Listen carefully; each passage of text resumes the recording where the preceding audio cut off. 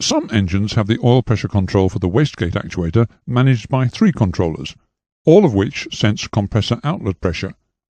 The 3 controllers are an absolute pressure controller, a rate of change controller, and a pressure ratio controller.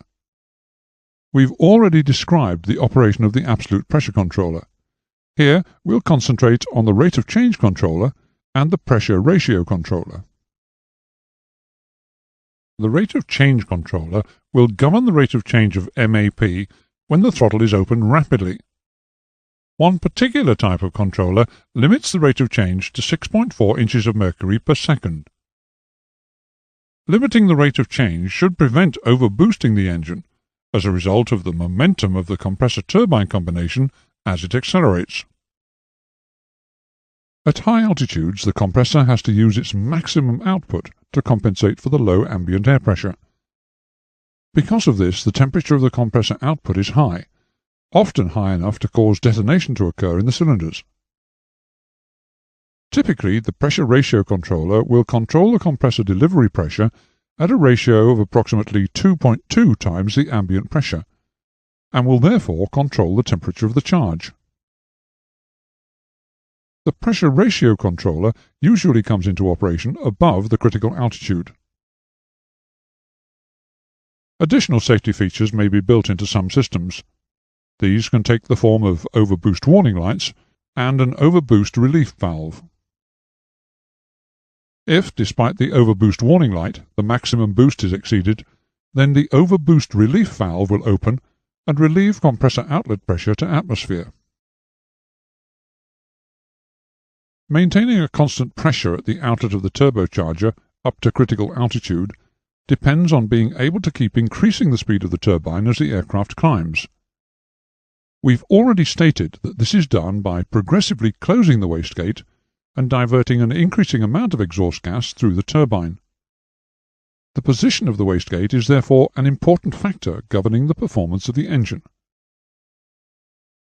The position of the wastegate throughout the running of an engine from start to above critical altitude, the engine power output, the turbine speed, and the manifold pressure are all shown in this graph. Prior to start, the wastegate must be open to allow the free flow of exhaust gases to atmosphere. Otherwise, the engine would be very difficult, if not impossible, to start. To achieve this, the spring in the wastegate actuator forces it fully open. Immediately after start, there is probably not enough exhaust gas to spin the turbine fast enough to create the pressure required by the system designer at the outlet of the compressor. The aneroid capsule in the absolute pressure controller will therefore be expanded, closing the bleed valve, trapping oil within the wastegate actuator, causing its piston to close the wastegate fully. As the throttle is opened, sufficient exhaust gas will be produced by the engine to turn the turbine fast enough to enable the compressor to achieve more than the required pressure at its outlet. This increased pressure is sensed in the aneroid capsule in the absolute pressure controller, and oil is released through the bleed valve from within the wastegate actuator, thus allowing its internal spring to start opening the wastegate. The wastegate will continue to open as the throttle is opened, until at full throttle at sea level ISA pressure it is almost fully open. The wastegate has to be able to open a little further than the position it assumes on an ISA day at sea level to cater for those days when the ambient pressure is greater than ISA. Without the ability to open further, there would be no way to reduce the turbine speed and thus maintain the compressor outlet pressure within limits on those high ambient pressure days. From the moment of takeoff, and throughout the climb, the pressure at the compressor inlet falls, causing its outlet pressure to fall also. This drop in outlet pressure is signalled to the aneroid capsule in the absolute pressure controller, which progressively closes the bleed valve, increasing the pressure of the oil in the wastegate actuator, causing it to gradually close the wastegate. Eventually, an altitude will be reached where the wastegate will be fully shut, and no more increase in turbine speed is possible. This altitude is termed the critical altitude. From now on in the climb, the outlet pressure of the compressor will fall, and the inlet manifold pressure and engine power output will fall in sympathy. Of course, the engine power output will have been decreasing with every foot of the climb from the moment of takeoff.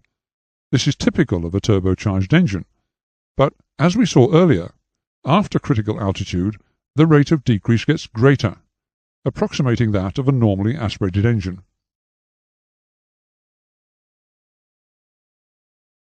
As you can see from this graph, the power developed by the normally aspirated engine is at a maximum at sea level, and progressively decreases as altitude is increased.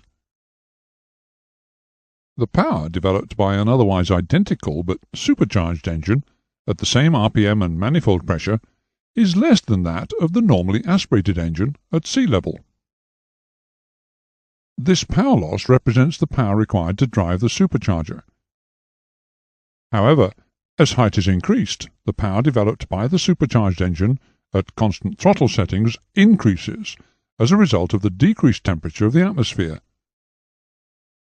The decreasing temperature causes the density of the air to fall less rapidly than it otherwise would if the temperature stayed constant or even increased, and thus a greater weight of air is pumped into the cylinders for the same manifold pressure. The decrease in air pressure experienced in the climb also causes less back pressure on the exhaust, thus improving scavenging of the cylinders and the efficiency of the engine. Internally driven superchargers are generally used on medium and high-powered piston engines, approximately 250 brake horsepower and above. They're fitted downstream of the throttle valve. Just as with the externally driven turbochargers, the most common form of compressor used in the internally driven supercharger is the centrifugal compressor. The compressor impeller is made as light as possible from magnesium or aluminium high-strength alloy. A shaft, splined into the rear of the crankshaft, provides the initial drive to the supercharger impeller. Notwithstanding the lightness of the compressor impeller, because of the high rotational speeds at which it operates, up to 25,000 RPM in some cases, the inertial forces generated during engine acceleration and deceleration are huge. To minimize the inertia stresses in the impeller drive, some of the systems incorporate a spring drive unit. This transmits the drive through intermediate gears to the impeller pinion, and limits the high torque impulses transmitted to the supercharger impeller during high rates of propeller engine acceleration or deceleration. Historically, the superchargers of some high-powered engines have been driven at 2 speeds, in order to save power at low altitudes. The low speed, or MS, moderate speed gearing, is used at low altitudes, where the atmosphere is relatively thick, and the high speed, or FS, full speed gearing, used at high altitudes, where more effort is required to compress a comparable weight of mixture.